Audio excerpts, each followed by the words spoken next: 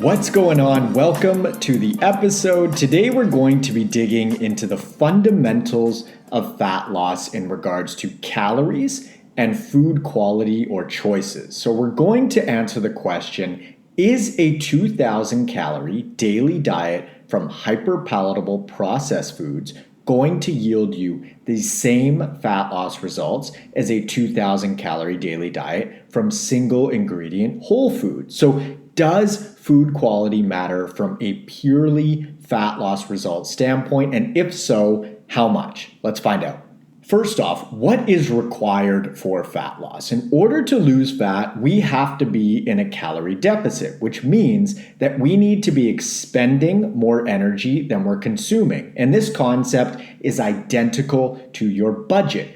If you're spending more money than you're making, your bank account is going to go into the red. A calorie deficit is absolutely necessary for fat loss. There are no two ways about this, but there is more to this calories and fat loss story than meets the eye. So let's explore it. We've established that a calorie deficit is a must in order to lose fat, but let's zoom in just a little bit tighter. And when we do, we come across something called the thermic effect of food, which is just a fancy way of saying the calories that are burned in the process of digestion. So the easiest way to think about the thermic effect of food is via bank transaction fees. So certain food groups and food options have higher transaction fees than others. For example, the three major macronutrients are protein, carbs, and fats. And it turns out that of these three macros, protein has the highest transaction fee, followed by carbs, and lastly fats. Meaning, when we eat protein, a chunk of the calories that are in that protein are essentially discarded in the digestion process, and the same goes for carbs and fats, but just to a lesser degree. What this means is that when we eat protein, we have a high bank transaction fee. When we eat carbs, we have a medium bank transaction fee. And when we eat fats, we have a very small transaction fee. And of course, we all hate bank fees, right? But for the sake of this explanation or analogy, we want higher fees because they add to our spending, aka calorie deficit.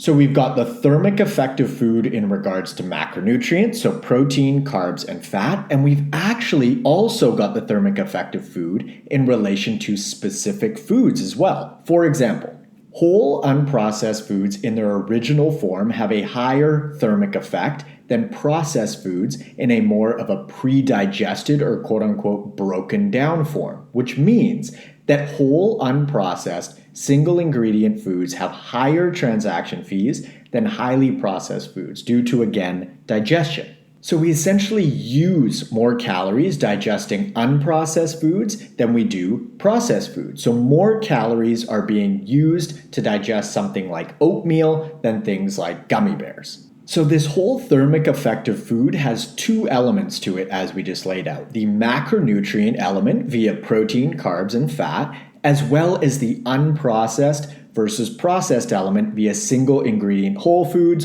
versus highly processed foods. So the two ends of this spectrum could be something like a lean piece of turkey breast versus a processed vegetable oil like soybean oil. Reason being is, protein has the highest transaction fee of the macronutrients, and turkey breast is very rich in protein, and it's a single ingredient whole food, while fat has the smallest transaction fee, and an oil is an example of a highly processed fat because it's extracted and concentrated from a soybean in this case.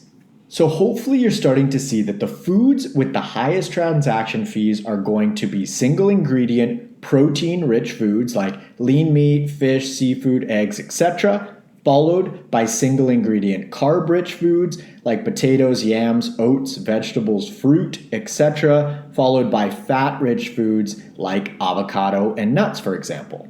On the other end of the spectrum, the foods with the lowest transaction fees are going to be highly processed ones like donuts, cake, pizza, pastas, chips, candy, etc. All of these foods are not only highly processed, but they're also low in protein and high in both carbs and fats.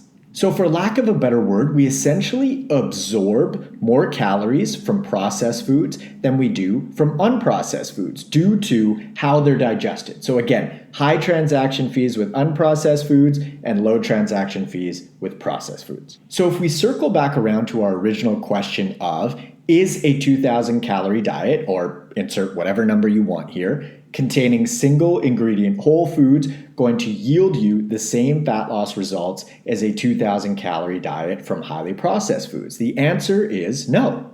The diet made up of single ingredient whole foods is going to yield better fat loss results due to higher transaction fees via digestion. And therefore, for lack of a better word again, you're going to absorb fewer total calories from an unprocessed food diet, which creates a larger calorie deficit than the highly processed diet, even though they both contain 2,000 calories. So are all calories created equal in regards to fat loss? No, they are not. Now that addresses the fat loss question in a vacuum, right? But in the real world, we also want to look at things like health, satiation, diet sustainability, digestion. All of these aspects matter as well because they're massive components when it comes to adherence to a dietary approach, or essentially following your diet consistently. Health-wise, I don't think that we really need to dig very far into this one. When we compare the 2,000 calorie diet from unprocessed foods versus processed foods, I think that everyone is aware that the unprocessed diet is going to be far superior for health. Satiation-wise, the unprocessed diet is also far more filling, meaning you're going to feel more full, relatively speaking, with that 2,000 calories via unprocessed foods than you are via processed foods. And hunger is a massive part of the fat loss equation. Hunger is not sustainable. And if you're feeling hungry on a consistent basis, unfortunately, your program or plan isn't set up properly.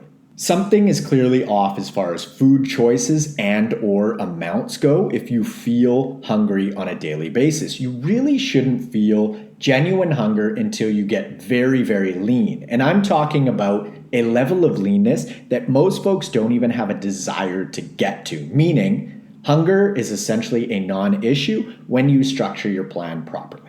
One added component to eating an unprocessed diet versus a processed one that folks often aren't aware of is that a lot of packaged foods actually contain a larger portion than what's listed on the package. So for example, let's say that you pick up a bag of chips from the store and it says that it's 50 grams worth of chips on the bag. There's often more than 50 grams in there. It might be closer to, say, 60 grams. And you might be thinking, well, what's 10 grams, right, Marcus? Don't sweat the small stuff. But the truth is, that adds to your daily calorie intake. And if you're eating a fair number of prepackaged foods on a consistent basis, all of these seemingly small portions add up to a lot, especially because these foods are so calorie dense to begin with. In the case of an extra 10 grams of chips, if the bag was meant to be 50 grams, you now need to add an extra 20% of the calorie total for that bag because 10 grams is another 20% of the total portion. So when you think about it that way, it's really not a trivial amount. So if you're counting your calories really closely, you can still be eating quite a bit more than you thought you were eating when you're consuming these highly processed foods just because the manufacturing process isn't perfect. And they most often overshoot the portion versus undershoot it because the companies can't risk recall, right? If it says 50 grams, it's a smarter business move to go with 55 or 60 grams versus 40 or 45 grams because the buyer isn't going to be upset by a bigger portion, but they might be by a smaller portion. It's essentially risk management 101 in regards to business. Also, these packaged foods have lower transaction fees, so you're not only consuming a larger portion than you thought oftentimes, you're also consuming a larger portion of a food with a smaller transaction fee. This stuff adds up. Cravings are another big part of this equation. Essentially, you crave what you eat. So folks that eat very healthfully on a daily basis actually crave healthful foods, which is super cool. However, it is a bit of a double-edged sword situation because folks who eat a lot of highly processed, hyper-palatable foods also crave those. So just know that if you are transitioning to a more healthful eating approach, there is a bit of a limbo period in regards to going from a highly processed diet to an unprocessed one. However, your taste buds and cravings will adapt, and if you're diligent, you should start noticing differences within no more than 7 to 10 days, which is super quick. Digestion is another massive component at play here. The unprocessed diet is going to keep your digestion running super smoothly, and the processed one, probably not so much, right? Everyone knows what I'm talking about here via personal experience. Now, there are going to be outliers that need to dial things in further than simply eating single ingredient foods in order to square away their digestion, but the vast majority of folks fortunately won't. Eating single ingredient foods should do the trick in and of itself. So now we're at the most important part of the episode. How can you use this information on a daily basis to help you reach your fat loss goals? Favor unprocessed single ingredient whole foods because they are healthier, more filling, they digest better, they make you feel better, they minimize cravings, they have higher transaction fees, and ultimately they yield better fat loss results. Now, does this mean that you can't or shouldn't ever eat processed foods? Of course not. You can enjoy some treats here and there and absolutely still lose fat. You just don't want to favor treat-like foods simply because they don't set you up for success in the same way that whole foods do, both in the short term and the long term.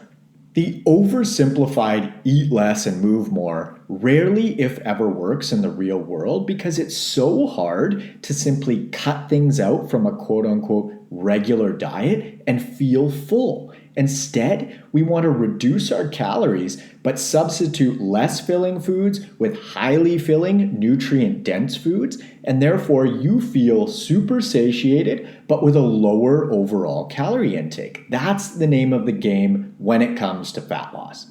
Also, be sure to get enough protein in your diet because it's so filling, and as an added bonus, it has the highest transaction fees. You can fill in the remainder of your calories from single ingredient carbs and fats, depending on your personal preference. Yes, carbs have higher transaction fees than fats, and most folks are eating far too much fat these days, while they demonize carbohydrates, which I've talked about plenty of times on the pod, but that's a rabbit hole that we're not going to dig into today. So emphasize protein and fill in the rest of your calories based on your personal preferences around carbs and fat.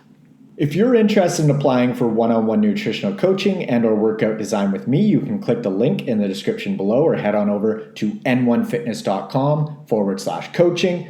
Follow me up on Instagram at N1Fitness and feel free to friend me on Facebook at Marcus Sadu. Leaving a review really helps the pod grow and reach more folks, so if you're willing to do that, I truly appreciate it. And if you've already left a review, thank you. Lastly, be sure to hit the subscribe button on whatever platform you're using. Thanks so much for tuning in. I hope you found this helpful, and I will catch you on the next episode. See ya.